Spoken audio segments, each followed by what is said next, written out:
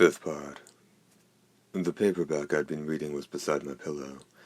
It was a mystery novel about an American detective who was supposed to be some sort of expert on the Orient.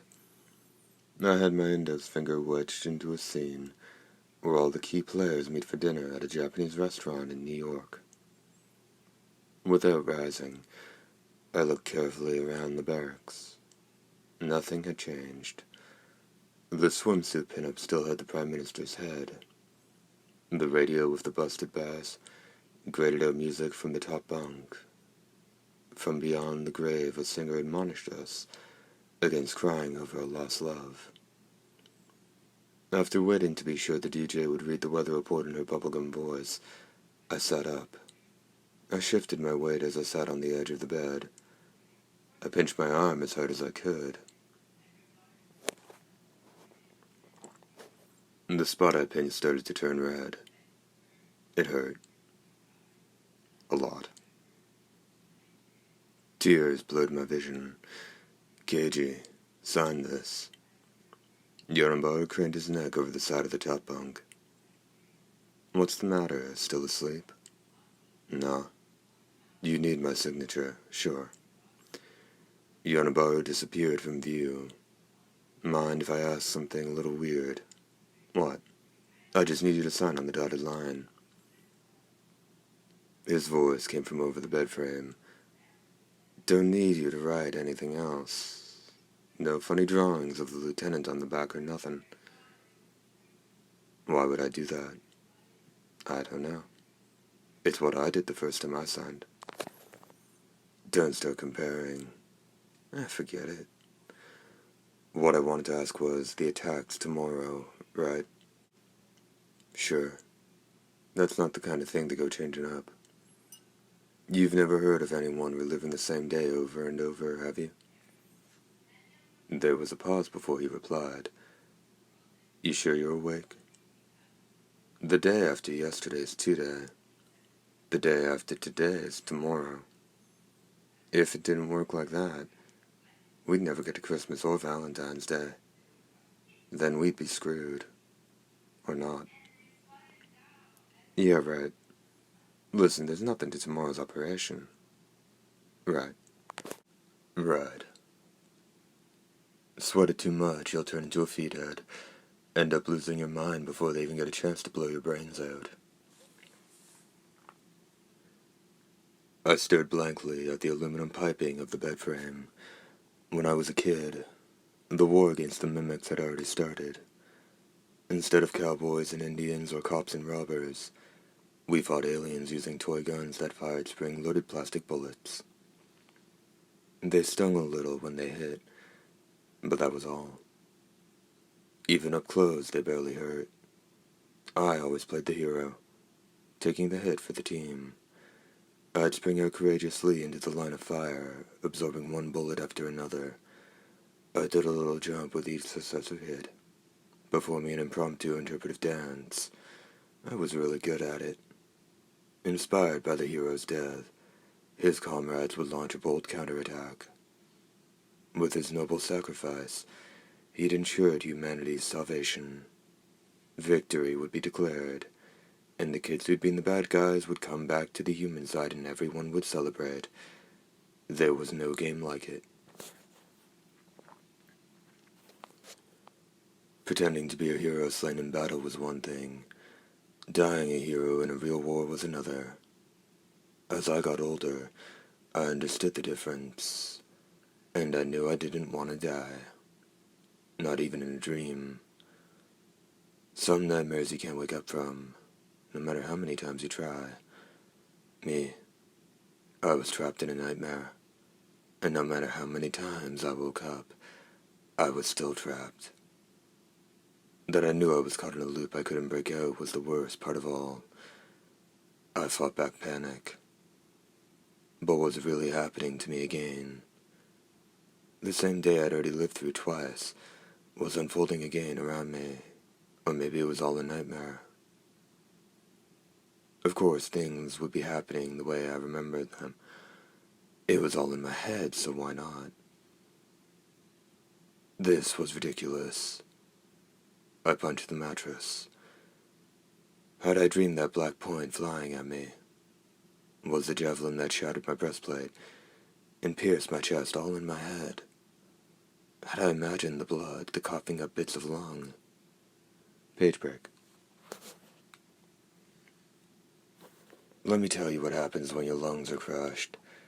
You drown, not in water but in air. Gasp as hard as you like. Crushed lungs can't pass the oxygen your body needs to your bloodstream. All around you, your friends are breathing in and out with a second thought, while you drown alone in a sea of air. I never knew this until it happened to me. I'd never even heard about it. I definitely hadn't made that up. It really happened. It didn't matter if I never told anyone. If no one ever believed me, it would still be true. The sensation that imprinted on my mind was proof enough of that. Pain that shoots through your body like a bolt of lightning, legs so damn heavy it feels like they've been stuffed with sandbags. Terror so strong it crushes your heart. That's not the stuff of imagination and dreams. I wasn't sure how, but I'd been killed. Twice. No doubt about it. I didn't mind listening to Yonabaro tell some story I'd already heard before. Hell, I'd do that 10 times, 100. The more the better. Our daily routines were all filled with that same repetitive shit. But going back into battle, no thanks. If I stayed here, I'd be killed. Whether I died before or after Yonabaro didn't really matter. There was no way I could survive the firefight. I had to get away.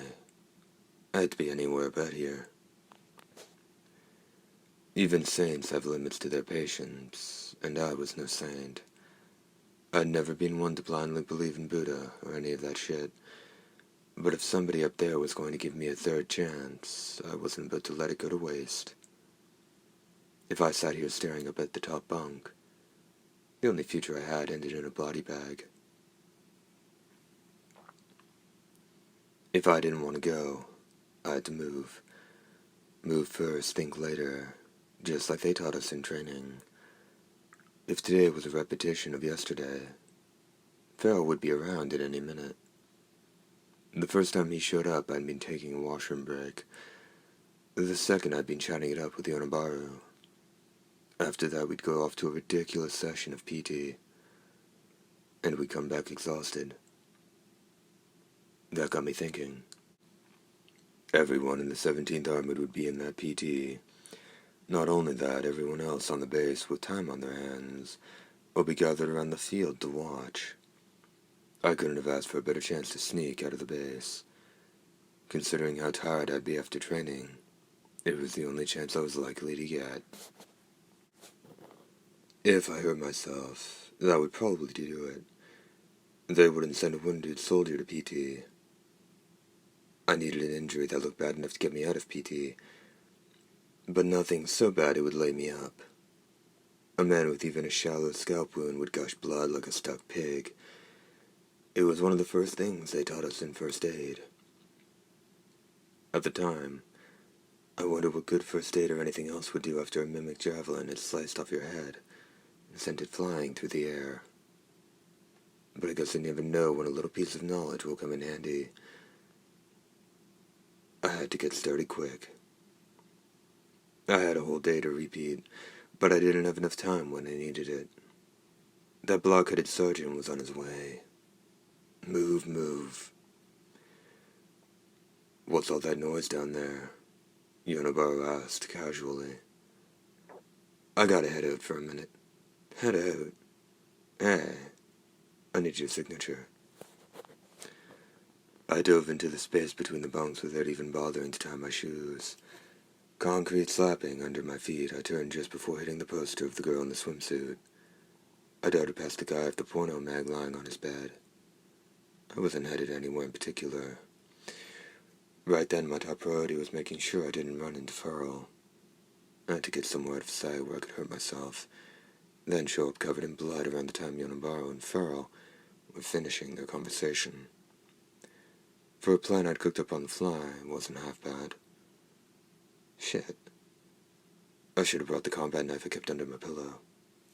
It was useless against mimics, but for opening cans or cutting through wood or cloth, it was something no self-respecting soldier should be without. I'd cut myself with that knife 1,000 times during training. I wouldn't have had any trouble making a scalp wound with it. I'd made it out of the entrance of the barracks. I wanted to put as much space between me and HQ as possible. I let my speed slacken as I rounded the corner of the building. There was a woman there. Terrible timing. She grunted as she pushed a cart piled high with potatoes. I knew her. Rachel Kisaragi, a civilian posted here in cafeteria number 2.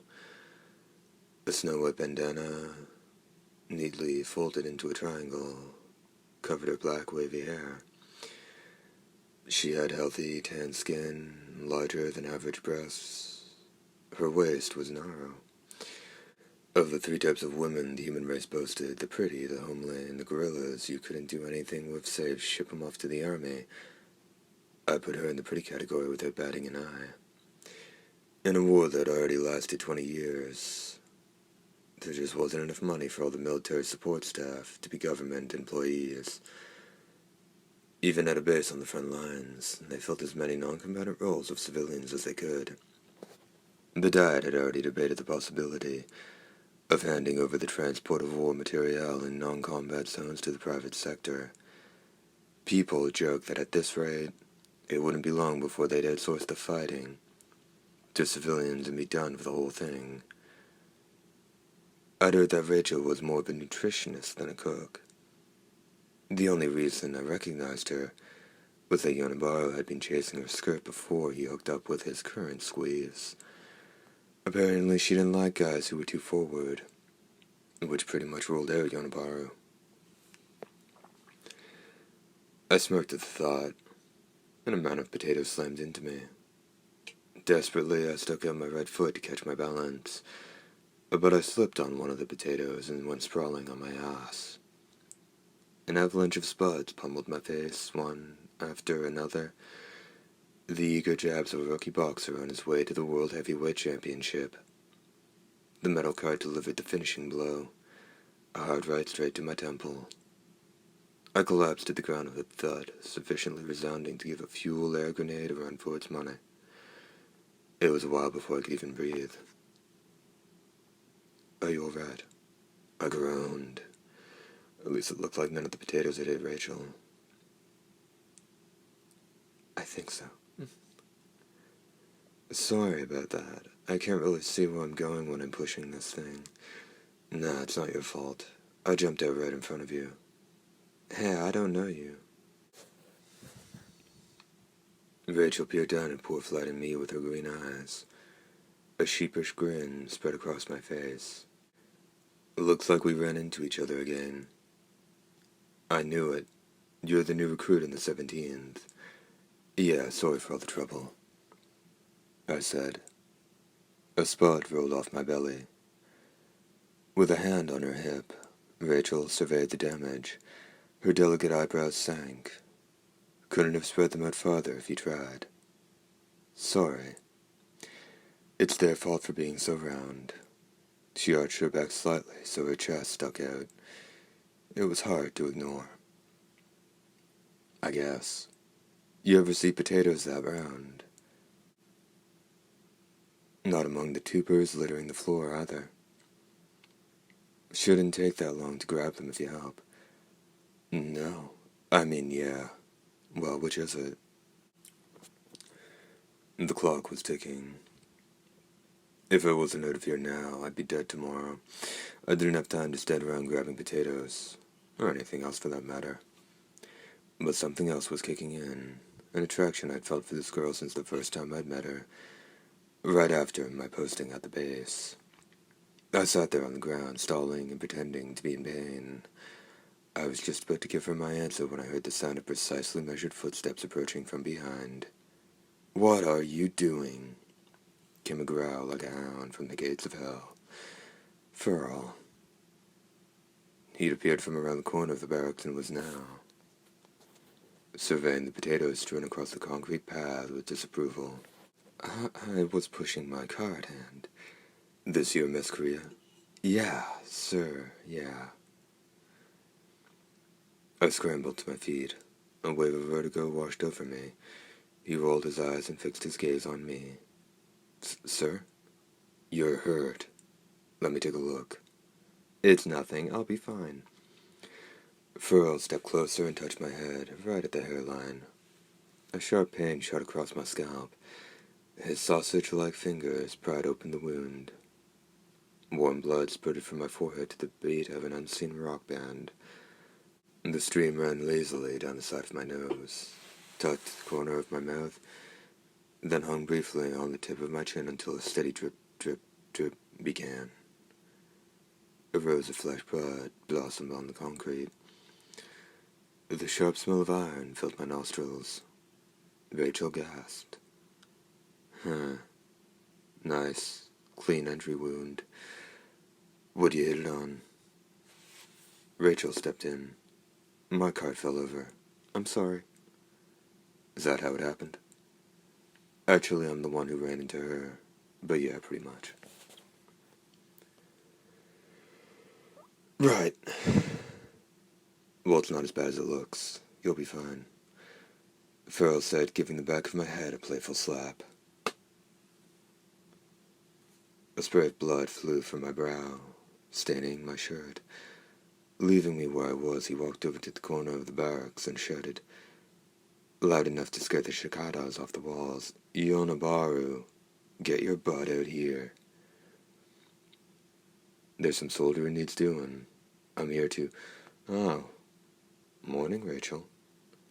Sergeant. Another fine day in the corps, I trust.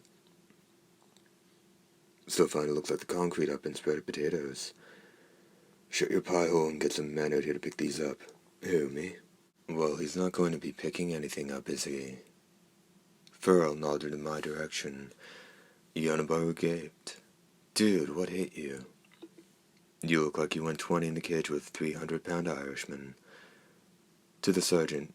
Wait, that means KG's the one who knocked all these over? Back to me. Hell of a way to start the day.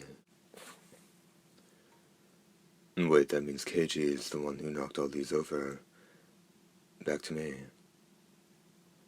Hell of a way to start the day, going and ruining a guy's morning like that. What's the matter, don't you want to help? Don't be silly. For you, I'd be picking up anything. Potatoes, pumpkins, landmines. Enough. Is there anyone in this lousy excuse for a platoon whose head isn't lodged securely up their ass? That hurts, Sarge. You watch. I'll bring the hardest working men in the 17th. Korea, quit standing around like a scarecrow and get your butt over to the infirmary. You're excused from today's PT. PT? Who said anything about PT? I did. Someone stepped in a knee-deep pile of pig shit in the PX last night. Now that may not have anything to do with you, but nevertheless, at 0900, you're going to assemble at the #1 training field in your 4th year equipment for physical training. You gotta be kidding. We're going into battle tomorrow, and you're sending us off for PT. That's an order, Corporal. Sir, we'll report to the #1 training field at 0900 in full 4th year equipment, sir. But one thing, Sarge, we've been doing that liquor raid for years. Might give us a hard time about it now. You really want to know? Farrell rolled his eyes. Leaving the conversation I'd heard before behind, I escaped to the infirmary. 5th part, and